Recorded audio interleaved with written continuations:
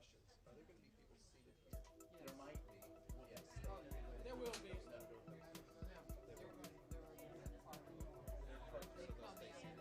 Oh, okay. Yeah, so I'll get a thing. Yes.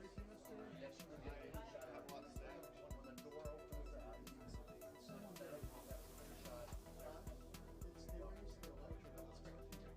You are in the race. Yeah. That's a shot.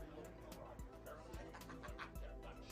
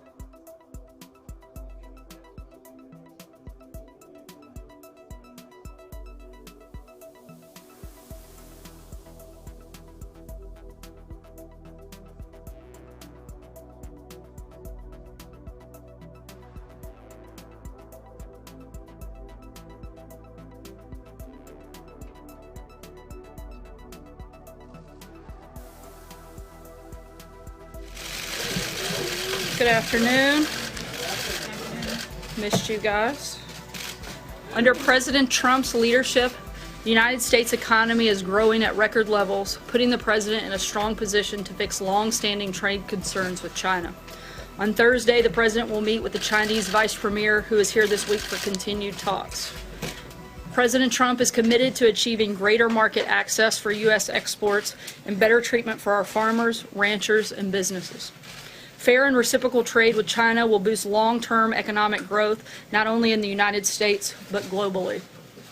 As the president said last week, the United States proudly stands with the people of Venezuela, who have courageously spoken out against the corrupt and illegitimate regime of Nicolas Maduro. Maduro must do what's right and allow for free, fair, and credible elections in accordance with democratic principles. To speak more about U.S. policy towards Venezuela and to take your questions, I'd like to welcome to the podium National Security Advisor, Ambassador John Bolton, Secretary of the Treasury, Steven Mnuchin, and Director of the National Economic Council, Larry Kudlow. And after that, I will be up to take other questions of the day. Thanks, guys. Thank you very much, Sarah. As you know, on January the 23rd, President Trump officially recognized the president of the Venezuelan National Assembly, Juan Guaido, as the interim president of Venezuela. Venezuela's National Assembly invoked Article 233 of the country's constitution to declare Nicolas Maduro illegitimate.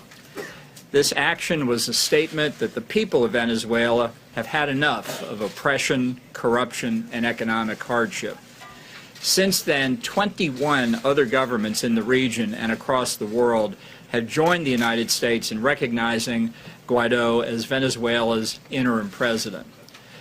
Today, and I'll turn the podium over to Steven Mnuchin for this purpose, we're going to announce sanctions against Petróleos de Venezuela, Sociedad Anima, or PDVSA, as it's known by its Spanish acronym, the state-owned oil monopoly.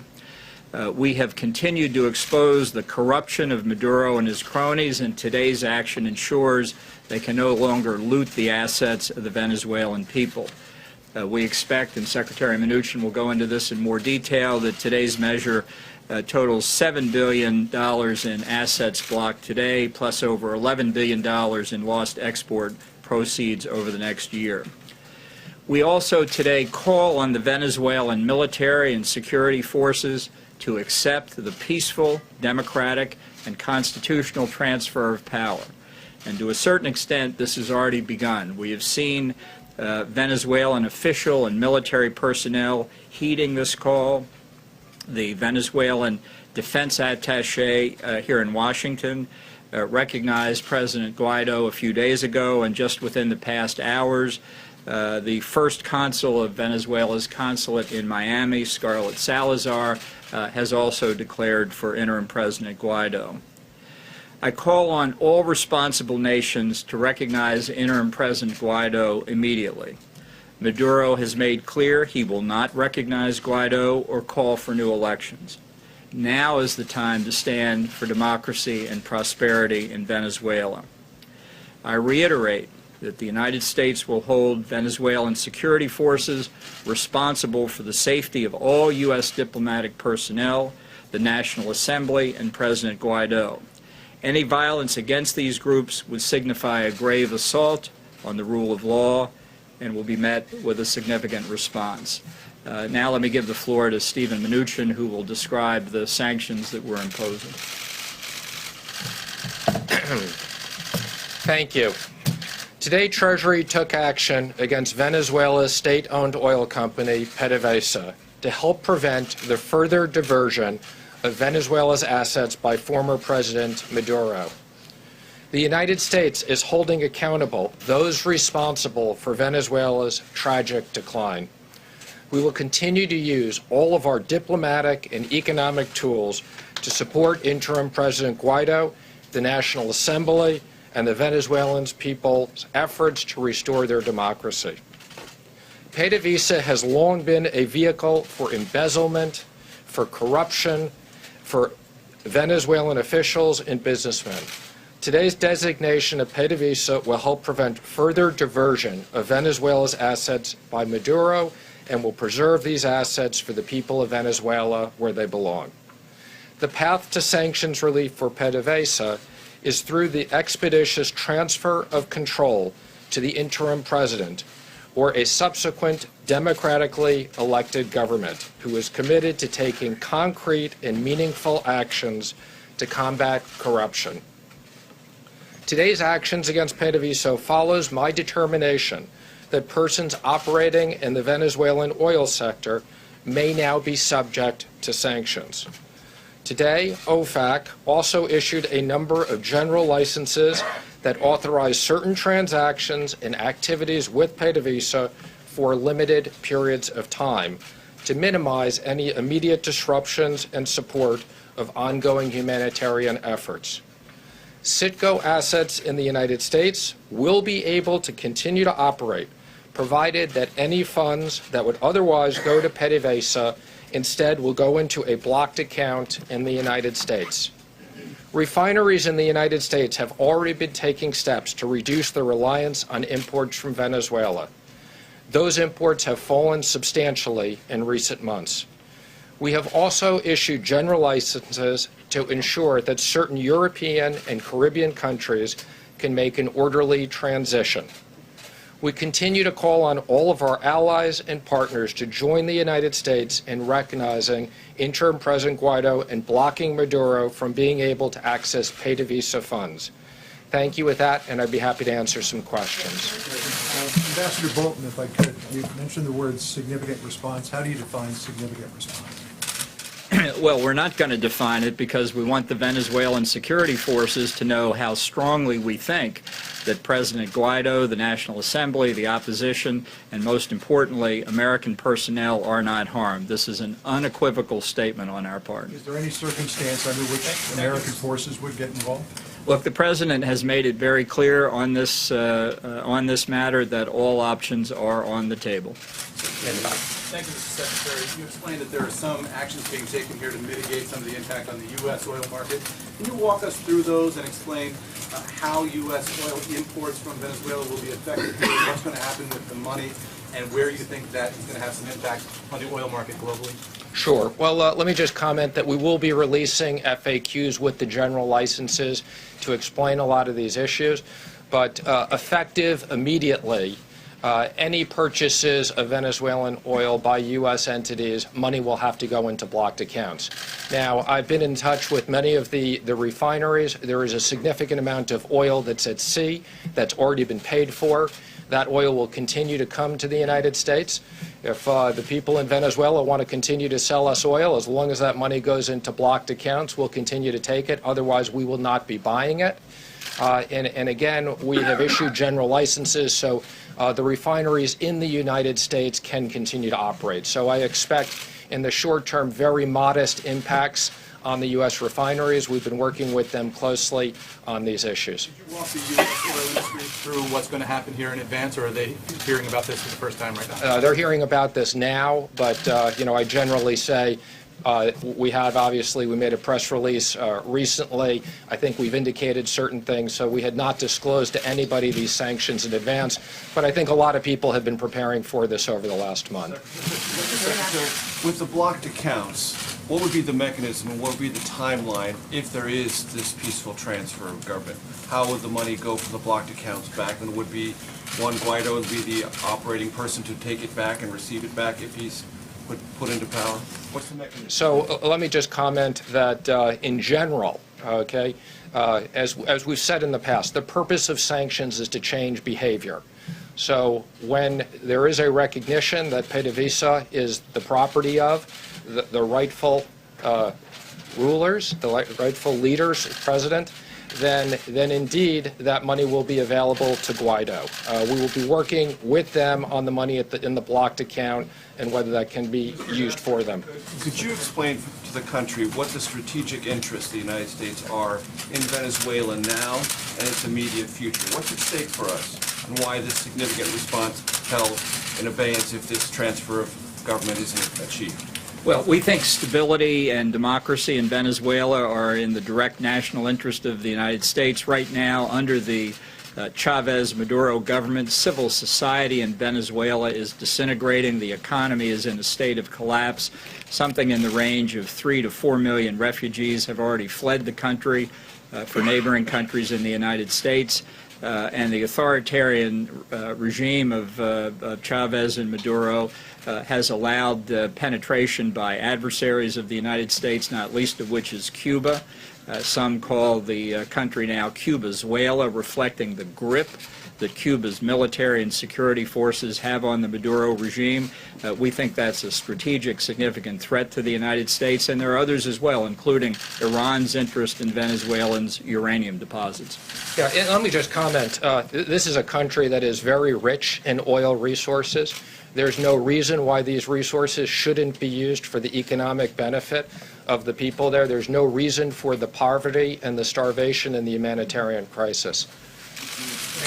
Can I ask both of you, the United States has talked a lot about a potential embargo on sales of oil and also stopping selling of oil products to Venezuela. Why haven't those been considered yet?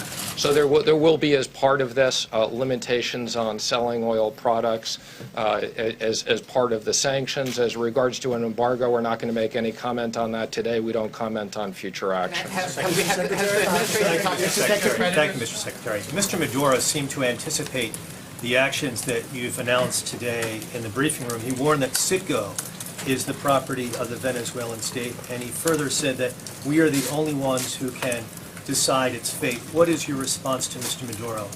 Again, it's the property of the Venezuelan people and the proper and rightful leaders of the country. So we agree with that. He's not the proper leader of the country at this time. And I've said these are valuable assets that we are protecting for the benefit of the Venezuelan people. If I could hone in on the question about the impact on the markets. Heyman asked you about refineries. You said it'll have a modest impact. What do American drivers need to know about the possible impact of the price at the pump, if any at all? Well, first let me say, there's been a big reduction in the overall price of oil. And particularly since we instituted the Iran sanctions, I think we've been very careful in making sure that these costs don't impact the American consumer.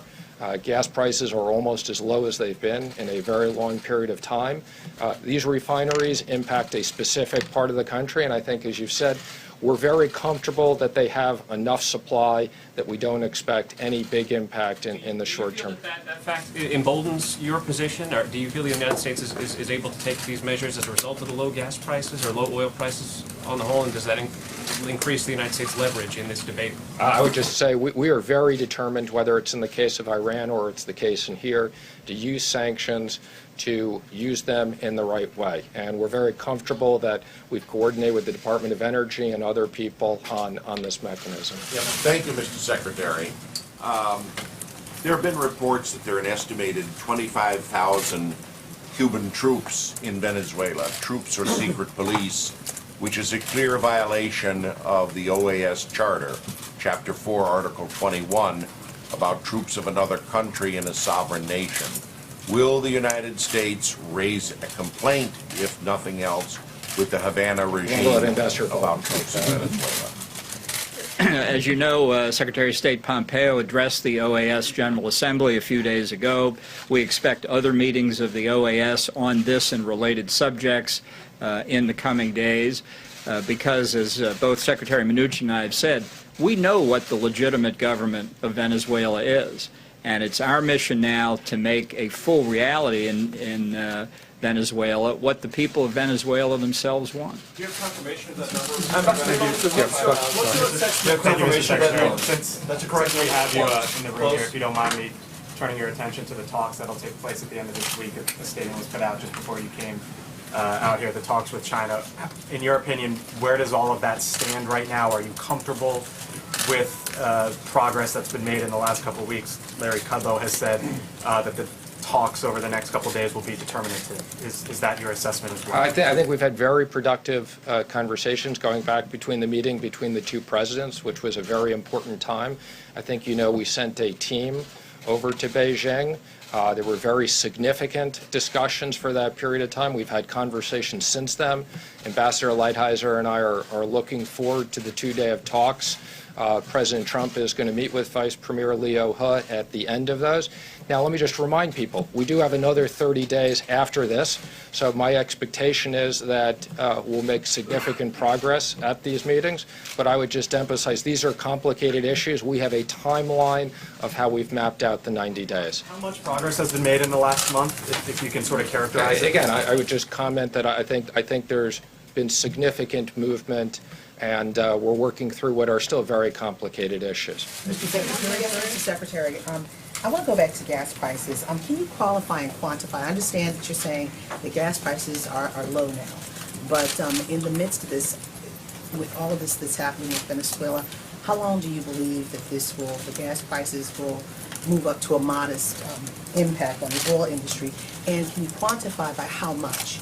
By cents, by tens of cents, or even by dollars? I mean, what is the modest impact that you're expecting? Sure. Well, let me comment that in general, I've said this before, markets are not always efficient. They move in different directions, so I want to be careful in not speculating on markets. I mean, I think kind of oil went up a lot right before the Iran sanctions. We were surprised that it went up so much. I think, President Trump had been on the phone with many world leaders and making sure there was ample supply. Prices came down. The U.S. is a big exporter of oil, so there's a balance here.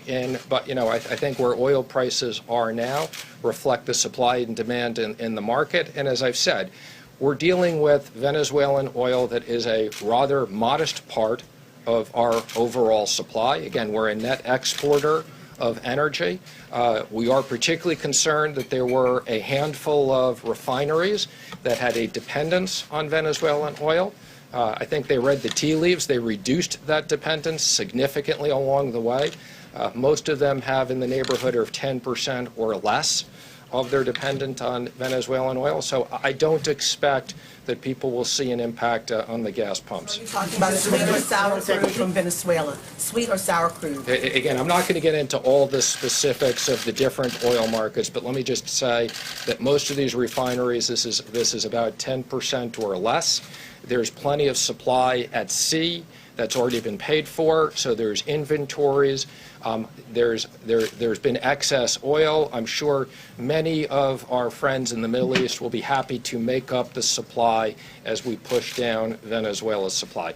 But let me again just emphasize, the right outcome is a transition for PDVSA. The right outcome for the Venezuelan people is to have these companies rebuilt and to make sure that they get out of poverty. It's a complete tragedy to have the humanitarian crisis in a country that has very rich resources. Thank you, Mr. Secretary. Yes. No. Thank you. Ambassador Bolton, can I ask you a question, please? Wait, we were recognizing her, and then you can go Thank you, next. Mr. Secretary.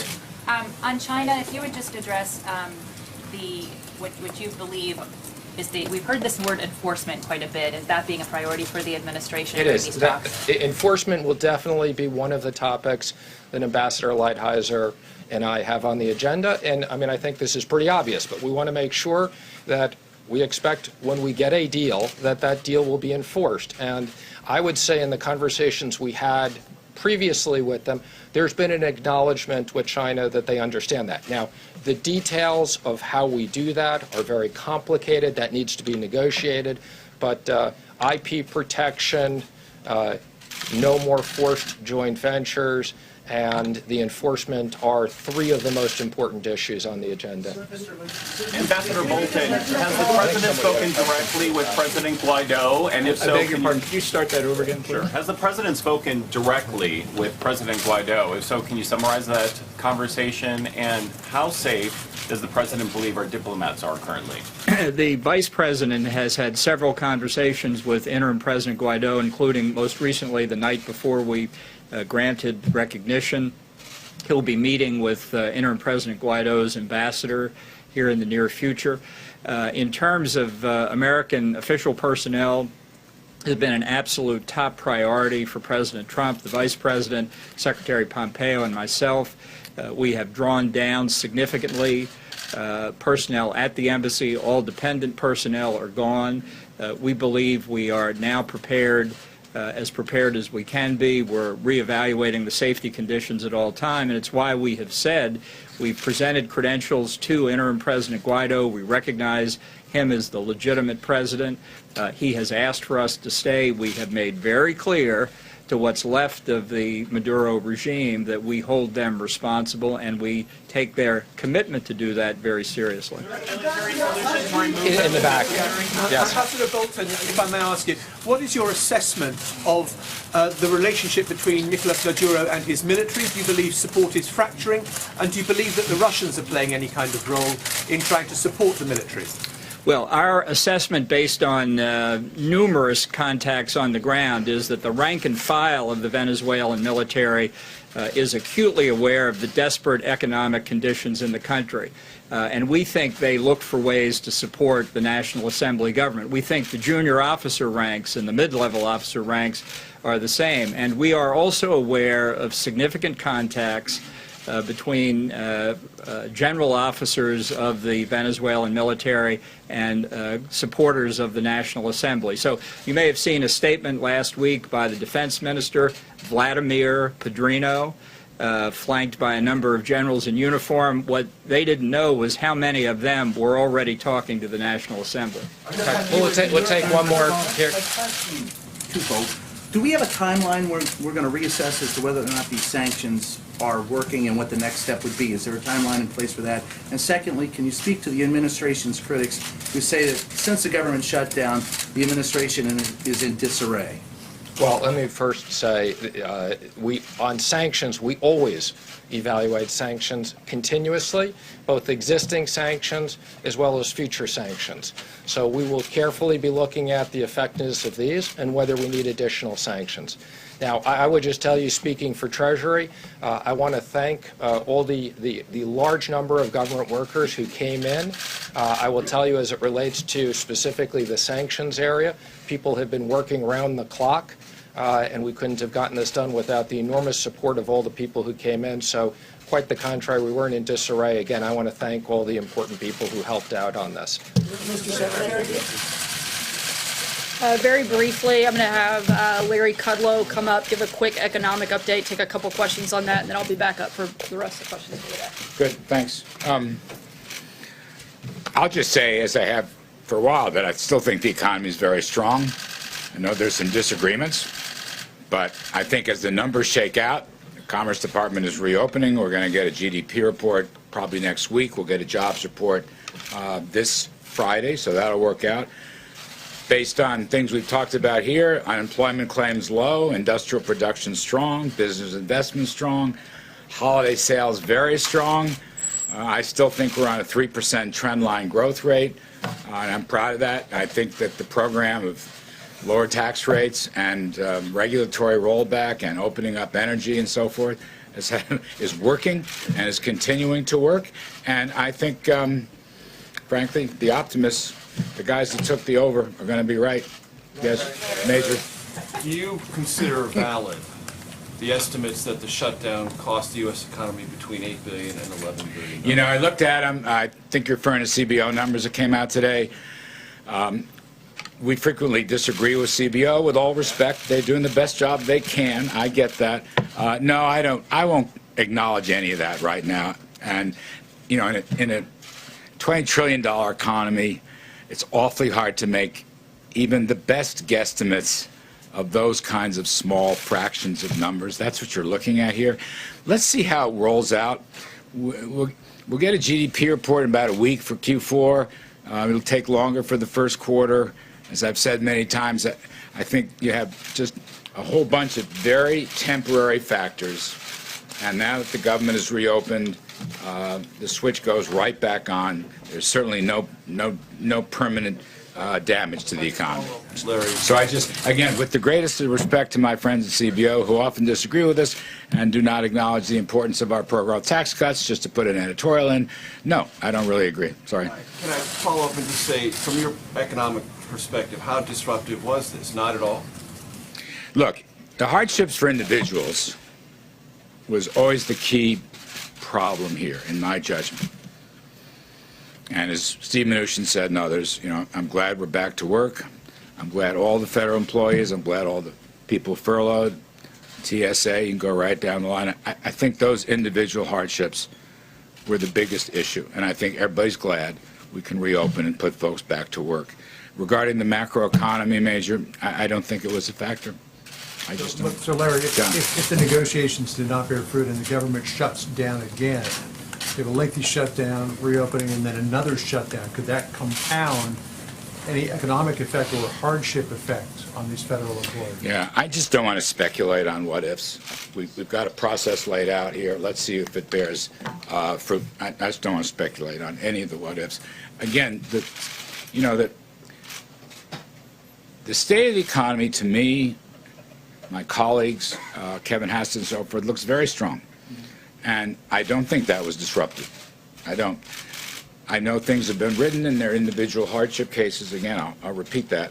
But in the aggregate, the numbers we saw, low unemployment claims, unbelievably strong same-store retail sales, the industrial production number from the Federal Reserve, where business equipment went up for the 7th straight month.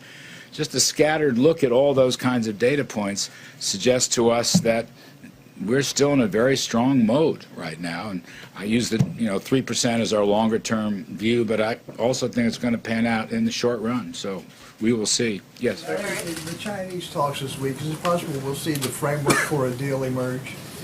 I don't want to say anything on that. Secretary Mnuchin's correct. I don't want to make any predictions on that. These are very difficult, very, very important. The only comment I'll make is, and I've said this before, the scope of these talks will be the broadest and deepest in U.S.-China history. We've never had anything this comprehensive, and I regard that as a big plus. How these things are worked out, we'll have to wait and see. The President has expressed some, I would say, guarded optimism about the talks. Li Yuhe is coming with his top people, and that's very important, and our top people will be negotiating. But it's encouraging to me that everything is on the table. I know that's a cliche in other areas, but in trade talks it is too. Having said that, I do want to reiterate, I don't recall whose point it was, enforcement issues will be very important. And I know Ambassador Lighthizer has said that, and it's a key part of this discussion. Yes. Yes, sir.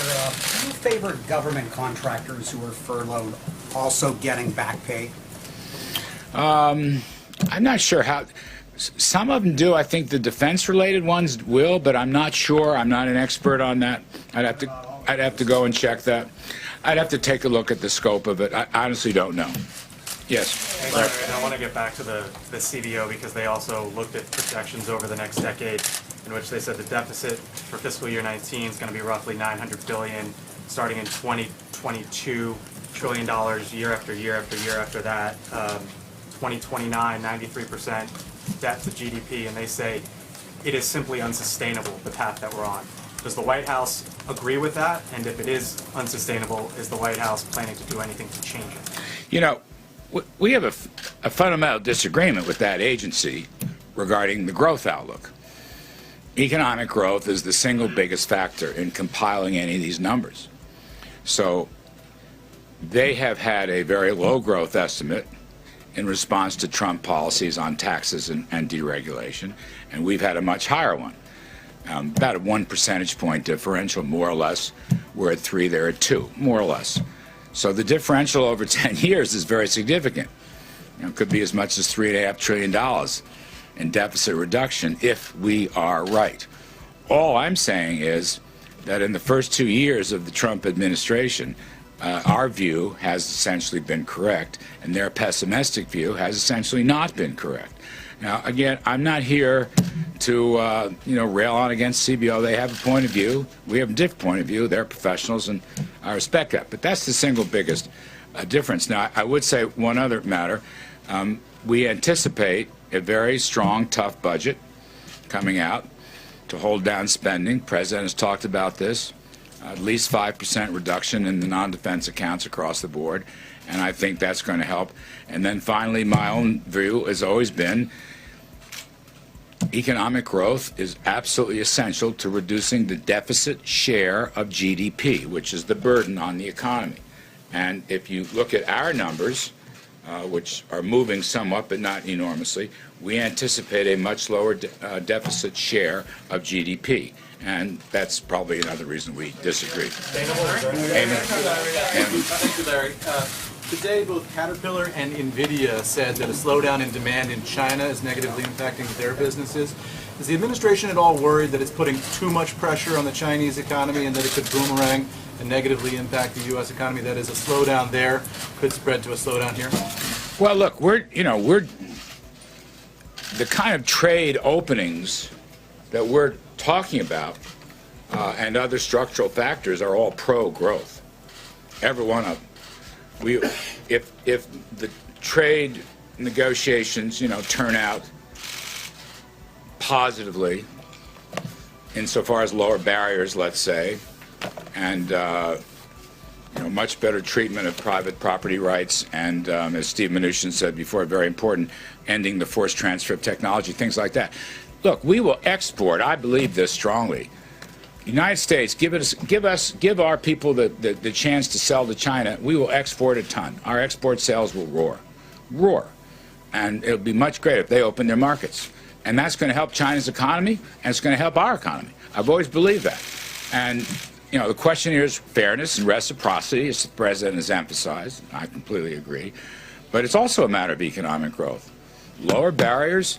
United States, my judgment, is the most competitive economy in the world today. We are the hottest economy and the most competitive economy. I think the Davos survey just pushed us back to the #1 spot. I'm proud of that.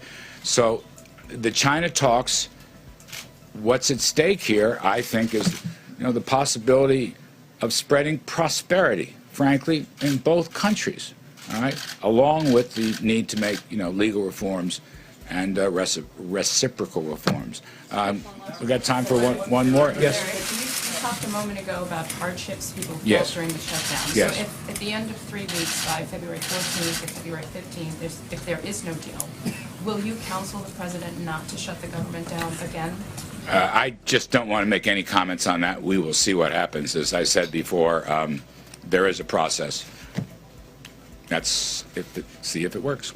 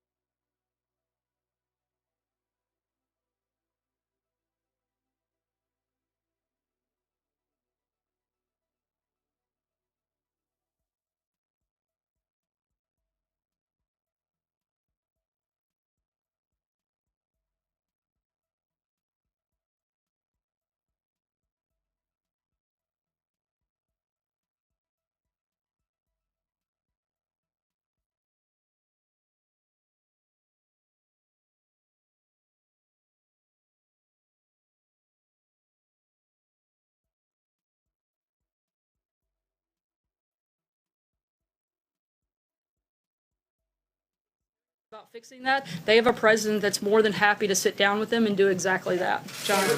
Since I know so little about this, let me ask you a couple of questions to see if I can educate myself. Well, at least we're in further. agreement on something.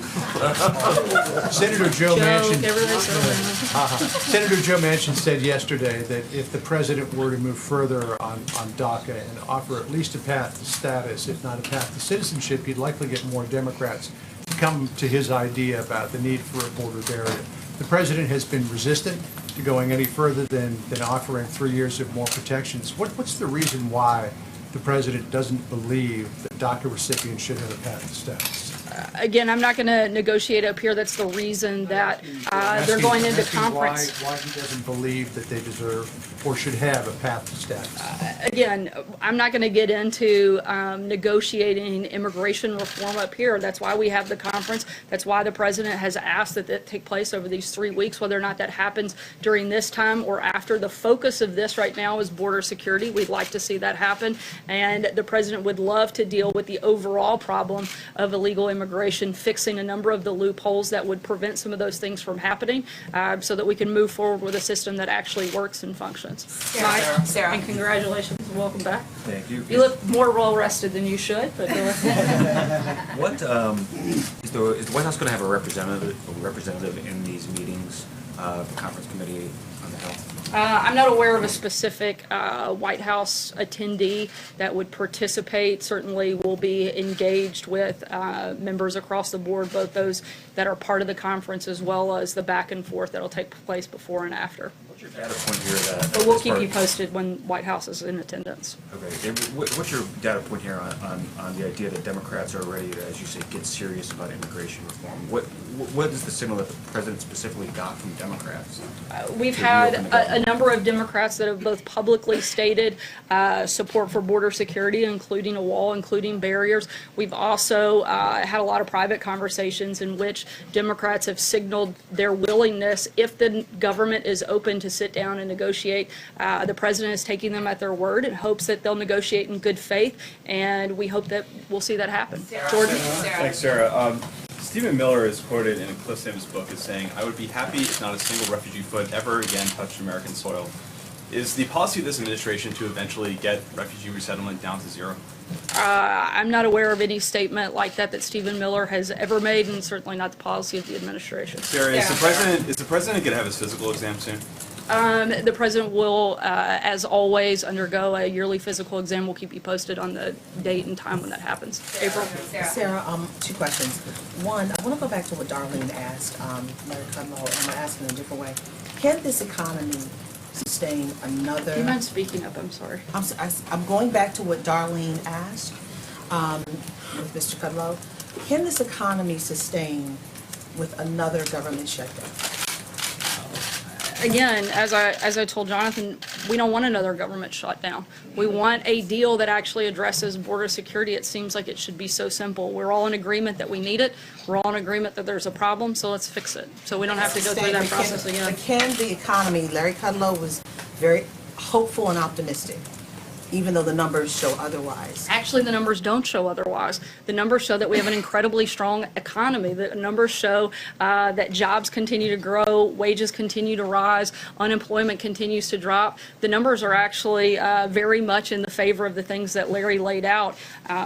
Again, do we want another shutdown? No, but the president and his team have focused on long-term economic stability, long-term economic fundamentals, and we think that if we had to, we could sustain that, but certainly we don't want to. That's not the goal. My last question. Go ahead. So there are several people that are now indicted that have some kind of connection to either the campaign or the president. Have these people tried to make contact with the president via their mutual friends? I'm not aware of any contact from those individuals. John? Thanks a lot, Sarah. On the State of the Union address that was supposed to take place tomorrow night, I know that House Speaker Pelosi said that she would extend an invitation to the president once the government has reopened. It's reopened. Has she extended an invitation to the president? Do you believe, Sarah, that she's acting in good faith in this regard? I certainly don't think she acted in good faith on the front end, considering she cited security concerns that didn't exist, but we're certainly hopeful that moving forward in the future that she will. The president, as he always does, looks forward to addressing the American people, and will do that as soon as that invitation is received. Francesca? Mark, Sorry, go ahead. if I could, Sarah, do you expect her to extend an invitation to the president in the course of this 3-week window while negotiations are ongoing? That's a better question for Speaker Pelosi. Francesca? Thank you, Sarah.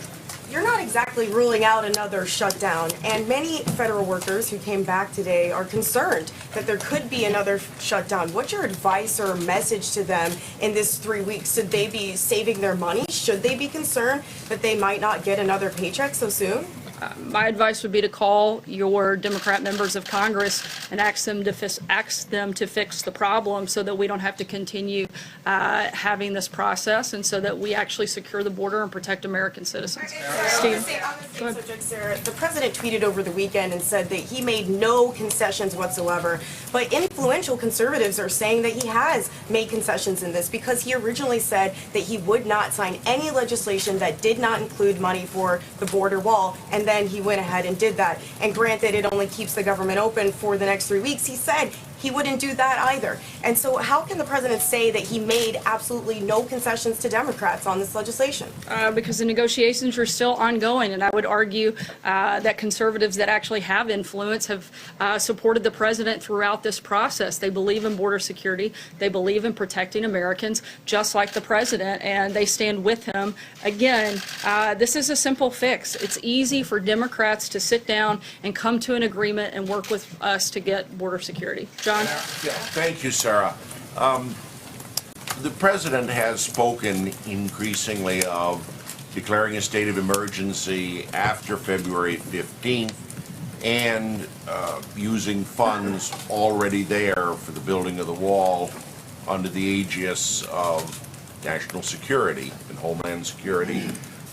Several conservatives who are normally supporters of the president warn not to go in that direction, that it would create too many problems with federal authority interceding with state authority.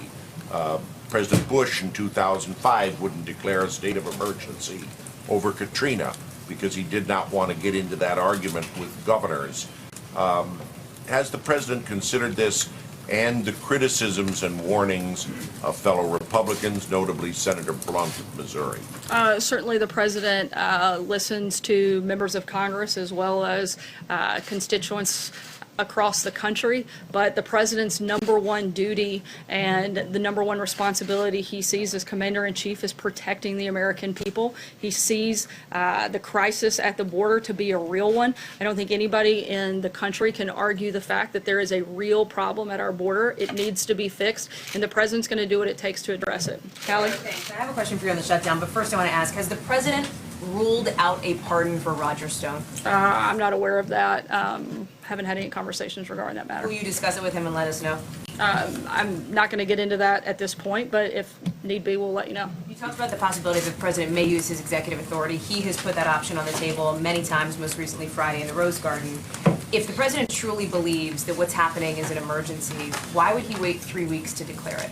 Because it's real simple. As the president has said, as most of us in the administration have said on a number of fronts, the best fix is to be able to do it legislatively. But if Congress, particularly Democrats in Congress, would rather play political games and actually do their jobs and fix the problem, then the president will be forced to take a different path. Again, ideally that doesn't happen, but we'll see what happens. Legally, it's either an emergency, Sarah, or it's not an emergency. You can't have a half emergency, right? No, So which is it? You're missing the point. It is not just an emergency, it's a crisis at the border, both a national security and a humanitarian crisis.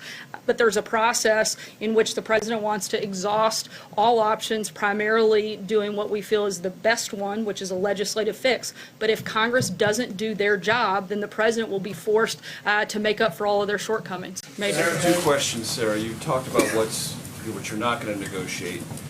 I'd like to ask you, is the $5.7 billion request from the president non-negotiable? Again, I'm not going to negotiate from here. That's the whole point of the conference, is to iron out those details and come back to the president with a deal. At the end of the day, the biggest thing that has to happen is there has to be real and adequate funding for border security, including funding for a wall, and we'll see what the conference comes back with. Could be a number of possibly less than 5.7. Again, Major, I'm not going to negotiate with you. That's not my role. My job is to communicate where we are in the process, and right now we're in the process of letting the conference do its job, negotiate a deal, and come back to the president. Sayer? Thank you, Sarah. Two questions. Thank you, Sarah. Two questions for you, if I may. First, on the government shutdown, the president made several promises to families, particularly those who've been affected by crimes committed by illegal immigrants, that they would have a wall at the end of this government shutdown, at the end of this promise. Can he maintain that promise that there will be, to those families, that there will be a wall on the southern border by the end of his first term? Again, as you know, the president and his administration have engaged and built roughly 100, or contracted to build roughly 115 miles of the border. This 3-week package that just passed, that Democrats actually voted for, included over $200 million in funding for the wall, and the president's not going to stop until the border is secure, and that includes having a border wall. Another question for you on Afghanistan. There's talk in Afghanistan by the U.S. envoy of a deal that would basically pull U.S. forces out of the country in exchange for a guarantee from the Taliban that there will be no terrorists who remain in the country. Is that a plan that has the White House's support? Is the president support that sort of plan? And would that be a victory for the United States after almost 17 years of war there? Our priority is to end the war in Afghanistan and to ensure that there is never a base for terrorism in Afghanistan again. Negotiations are going to continue. For anything specific, I can't get into that right now, but I refer you to the State Department beyond that. Krista? Sarah, thank you. Just to follow up quickly on your answer to Hallie, you said, "I'm not aware of that," when asked if the president had ruled out a pardon for Roger Stone. So does that mean he hasn't ruled out a pardon? Again, I'm not aware of any conversation even regarding that or a need for it. Can you guarantee, Sarah, just to follow up, can you guarantee that the president won't pardon Roger Stone? Again, I'm not going to talk about hypotheticals that are just ridiculous of things I haven't talked about. Jim, go ahead. To be in discussions with WikiLeaks. Never thought I would be shutting down one reporter to go to Jim Acosta, but here we are. Marco Rubio said over the weekend, Sarah, that working with WikiLeaks should be considered a crime. Does the president agree? I'm sorry, I didn't hear the last part. Marco Rubio said over the weekend that working with WikiLeaks should be considered a crime. Does the president agree? Look, I think every single outlet that you all represent looked for and searched for information that WikiLeaks was providing, including reporting on it. So I think there's a responsibility by members of the media. I'm not aware of anybody here ever working with WikiLeaks in any capacity, but I do know that every individual that represents a media organization here looked for that information. Most of you reported on that information, so I think you're just as accountable as anybody else in that process. Jim, go ahead. If I can jump in. Roger Stone last week, Paul Manafort, Michael Cohen, Michael Flynn. Are you concerned, is the president concerned, that as more and more of his associates, former aides, are brought into this investigation, are indicted, plead guilty in this investigation, that this presidency is in danger? Not at all. In fact, I think nothing could be further from the truth. The more that this goes on, the more and more we see that none of these things have anything to do with the president. In Roger Stone's case, the charges of that indictment have literally nothing to do with the president and have to do with his communications with Congress. So, in fact, I think the further we get into the process, the more and more we see that this has nothing to do with President Trump. Follow up on that, just, if I may. Can you assure the American people that during these conversations that Roger Stone had with WikiLeaks and individuals who were tied to the dumping of that material, that at no time the president had any interactions with Roger Stone, that nobody close to the president had interactions with Roger Stone who may have told the president what was going on in those conversations? All of this, when it comes to Roger Stone, is a complete surprise to the president? He didn't know about any of this? Is that what you're saying?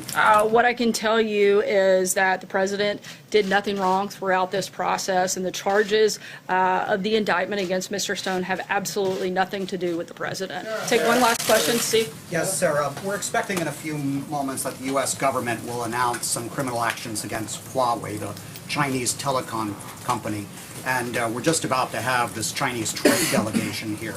Are these two at all linked? Are you taking some sort of carrot and stick approach with China? What's the strategy here?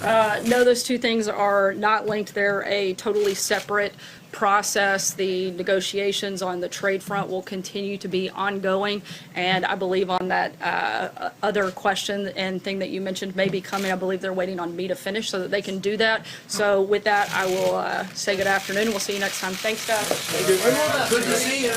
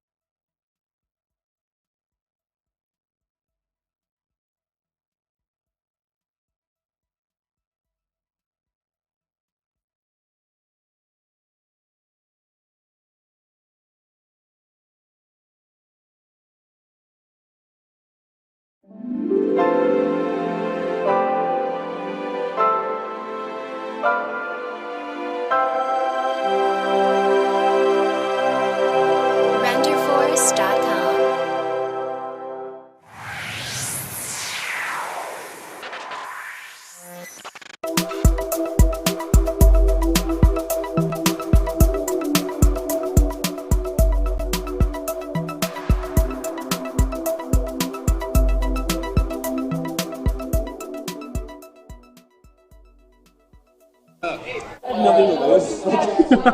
It's impossible to fire federal employees. I don't know. I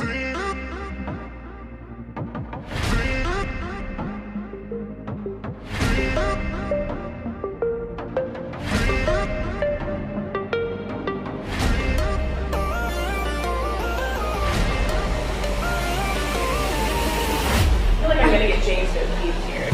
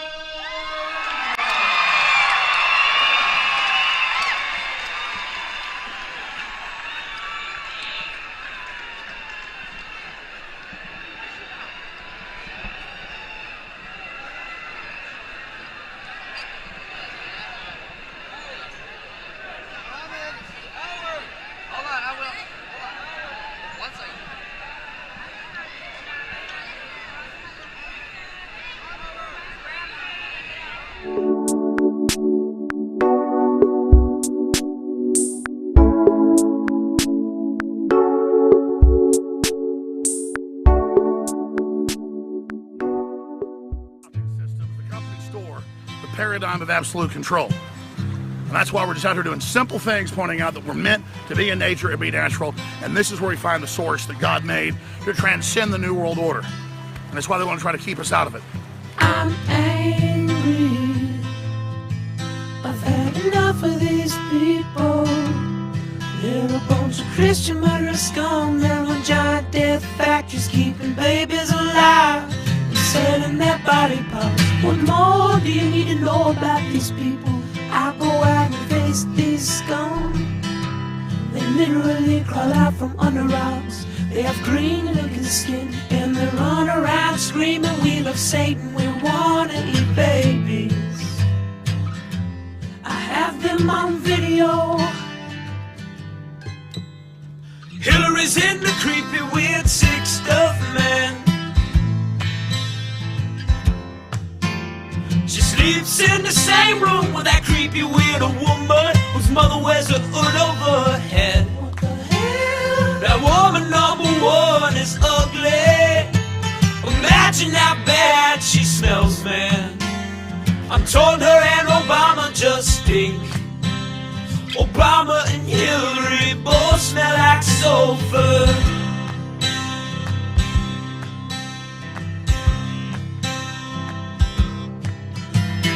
Literal vampire pot and the goblins are hobbling round coming after us.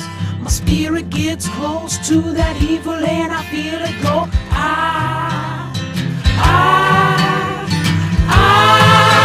We're such self-centered crap. We don't even notice hell itself rising up against us. Millions of pointed people of the very worst type, and I'm so pissed. We're gonna stab your daughter at the mall. We're gonna stab your wife, your son.